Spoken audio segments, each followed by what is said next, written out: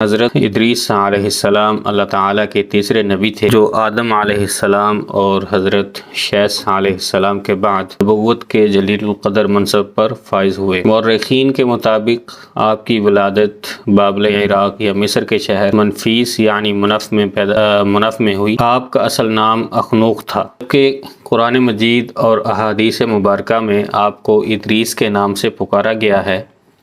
روایات کے مطابق حضرت ادریس علیہ السلام نے دنیا میں لوگوں کو سب سے پہلے لکھنے پڑھنے اور تعلیم حاصل کرنے کا درس دیا، بلکہ اپنی زندگی کا بیشتر حصہ اسی درس و تبلیغ میں صرف کیا۔ چنانچہ لوگ آپ کو ادریس یعنی درس دینے والا کہہ کر پکارنے لگے۔ آپ کا حضرت شیث کی 5ویں پشت سے تعلق تھا اور آپ کا شجرہ نسب یوں ہے: ادریس بن یارد بن مہلائل بن قنین بن انوش بن شیث بن آدم علیہ السلام۔ حضرت شیث علیہ السلام کا انتقال ہوا تو کچھ عرصے بعد ان کے پیروکار دود تعداد میں رہ گئے۔ قابیل کی اولاد نے کفر و شرک، بدکاری و بے حیائی کا بازار گرم کر رکھا تھا۔ زناکاری اور شراب نوشی عام تھی۔ پاکیزہ رشتوں کی پہچان ناپید ہو چکی تھی۔ بتوں کی پوجا اور آگ کی پوجا کی جا رہی تھی، گویا دنیا پر شیطان اور اس کے حواریوں کا راج تھا۔ حضرت آدم اور حضرت شیث علیہ السلام کی قائم کردہ شرعی حدود اور احکامات الہی کو پامال کیا جا رہا تھا، اور یہی وہ وقت تھا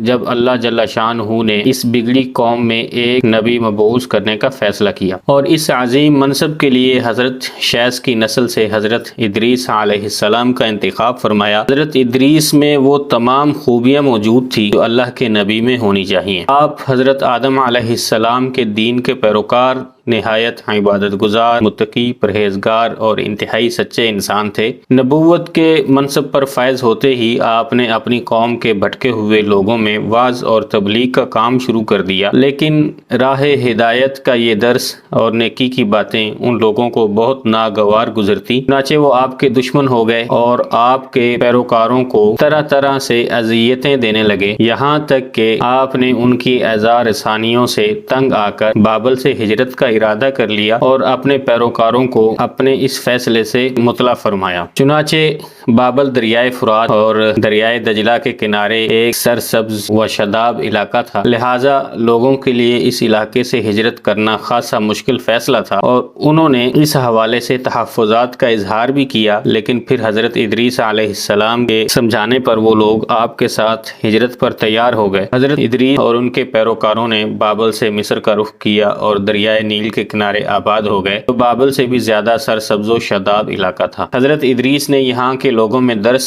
و تبلیغ کے کام کو جاری رکھا۔ آپ اس وقت لوگوں میں رائج تمام زبانوں سے واقف تھے اور عوام کو انہی کی زبان میں درس دیتے تھے۔ آپ کا قرآن مجید میں 2 مرتبہ ذکر آیا ہے۔ سورہ مریم میں اللہ تعالیٰ فرماتے ہیں: اور اس کتاب میں ادریس کا ذکر بھی کیجئے، بے شک وہ بڑے سچے نبی تھے اور ہم نے ان کو بلند رتبے تک پہنچایا ہے۔ اور سورۃ الانبیاء میں اللہ تعالیٰ نے فرمایا ہے: اور اسماعیل اور ادریس اور ذوالفضل کا بھی تذکرہ کیجئے، یہ سب احکام الہیہ پر ثابت قدم رہنے والے لوگوں میں سے تھے۔ قرآن کریم کی معروف و مستند تفسیر معارف القرآن کے مطابق حضرت ادریس علیہ السلام حضرت نوح علیہ السلام سے 1000 سال پہلے پیدا ہوئے۔ اللہ تعالیٰ نے آپ کو نبوت کے مرتبے پر سرفراز فرمایا اور آپ پر 30 صحیفے نازل فرمائے۔ آپ حضرت ادریس علیہ السلام وہ پہلے انسان ہیں جنہیں علم نجوم اور حساب بطور معجزہ عطا کیے گئے۔ سب سے پہلے انہوں نے ہی قلم سے لکھنا اور کپڑا سینا ایجاد کیا۔ ان سے پہلے لوگ عموماً جانوروں کی کھال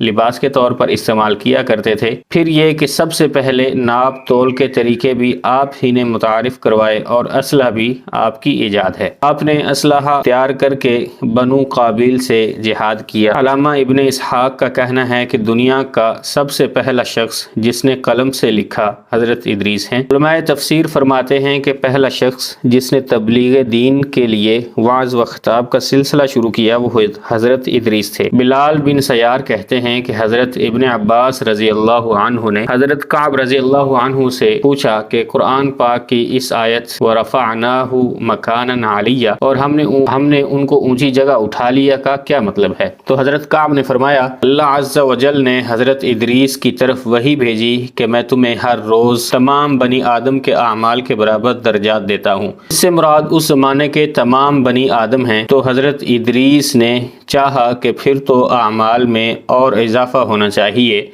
لہٰذا جب ان کے پاس فرشتے آئے تو انہوں نے وحی کا ذکر کرتے ہوئے کہا میں چاہتا ہوں کہ ملک الموت سے بات کروں اور پوچھوں کہ کب تک میری زندگی باقی ہے۔ فرشتے نے حضرت ادریس کو اپنے پروں پر بٹھایا اور انہیں لے کر آسمان کی طرف بلند ہو گیا۔ جب وہ چوتھے آسمان پر پہنچے تو ان کی ملک الموت سے ملاقات ہو گئی جو نیچے اتر رہے تھے۔ حضرت ادریس کے دوست فرشتے نے ملک الموت سے حضرت ادریس علیہ السلام کے بارے میں ذکر کیا تو اسرائیل علیہ السلام نے پوچھا حضرت ادریس کہاں ہیں؟ تو فرشتے نے جواب دیا کہ وہ میری پشت پر ہیں۔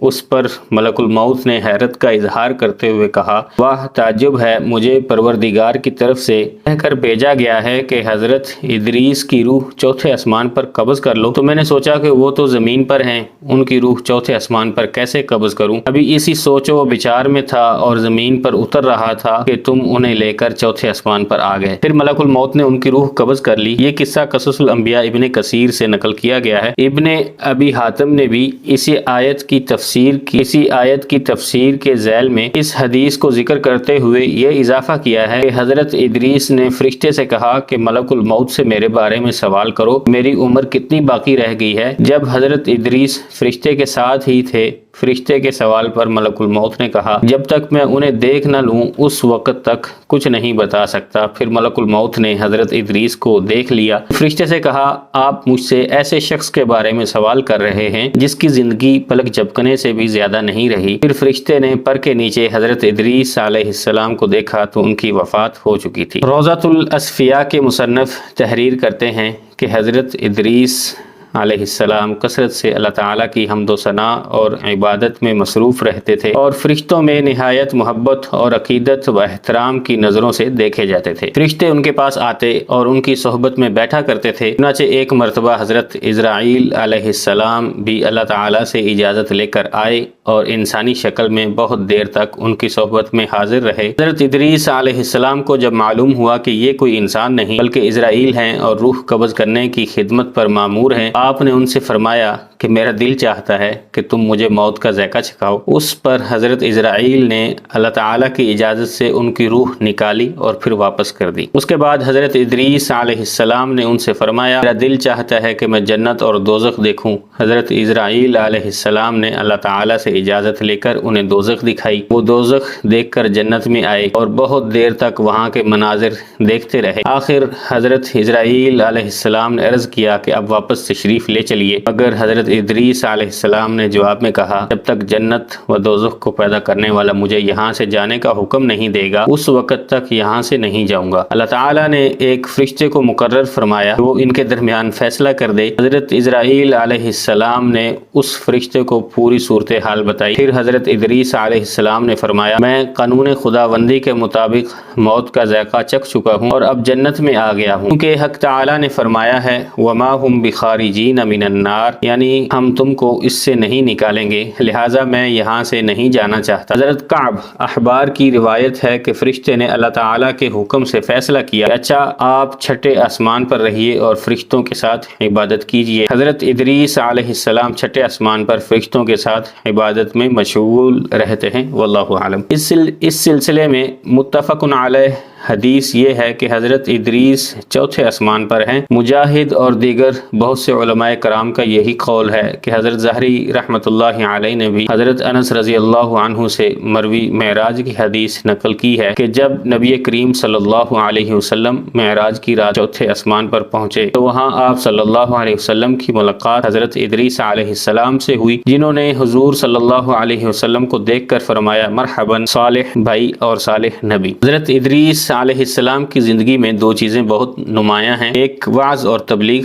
دوسری آل قابیل کے ساتھ جہاد۔ انہیں وعظ اور تبلیغ میں خوب مہارت تھی۔ ان کی پہلی کوشش یہی رہی ہے کہ وعظ و نصیحت سے آل قابیل راہ راست پر آ جائے اور دنیا برائیوں سے پاک ہو کر ایک اللہ کی عبادت کرنے لگے۔ لیکن شیطان نے ان لوگوں کو پوری طرح اپنی گرفت میں لے لیا تھا، ان سے اللہ کی وحدانیت کے بات کرتے، ایک اللہ کی عبادت کی نصیحت کرتے، برائیوں کو چھوڑنے کی تلقین کرتے جب تو یہ باتیں ان لوگوں کو بڑی ناگوار گزرتی اور آگ بگولا ہو کر انہیں اذیتیں دیتے، تمسخر اڑاتے، پتھر مارتے۔ دراصل ایک طویل عرصے تک شیطان کے زیر اثر رہ کر یہ لوگ شرک و کفر اور برائیوں کے دلدل میں گردن تک دھنس چکے تھے۔ دنیا واضح طور پر دو گروہوں میں تقسیم ہو چکی تھی، ایک شیطان کے پیروکار تھے اور دوسرے اللہ رب کائنات کے ماننے والے۔ حضرت ادریس علیہ السلام اس صورتحال پر بڑے دل گرفتہ اور پریشان رہا کرتے تھے۔ آپ نے لاکھ کوشش کی کہ کسی طرح تبلیغ کے ذریعے ان لوگوں کو راہ راست پر لایا جا سکے، لیکن جب کوئی صورت نظر نہ آئی تو انہوں نے اللہ تعالیٰ کے حکم سے